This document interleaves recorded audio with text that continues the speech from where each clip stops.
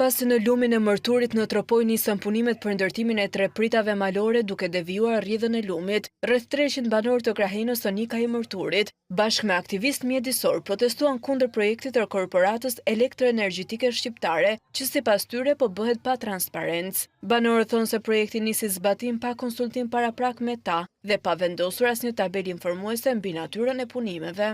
Këtu kanë ndërtuar një hec vetëm për qëllimet e tyre.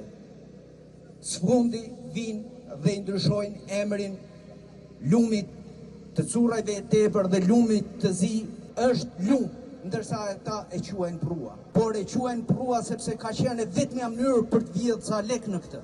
E për sa i përket lumit, na jena të bashkuim sa jena sot edhe më shumë herë tjera për mos me lanë me bashkët masakrë që ka ba, kush i ka shti hund në këtë punë, e pas të fash një zezë. Më kanë folë shumë njerës që ke fjermos, që kërë plak. Asë më ka thonë kush me fjermos, asë nuk kam fjermos për hec, asë për prit. Ajë që ka fjermos për mua zoti më qallosht marë. Për gjatë 3 javëve, ekskavatorët kanë ngërryer më shumë se 1 kilometër të shtratit të lumit, ndaj ambientalistët ngren alarmin se ndërtimi këtyre digave në rrjedhën e lumit rrezikon tjetërsimin dhe dëmtimin e pakthyeshëm të shtratit të tij.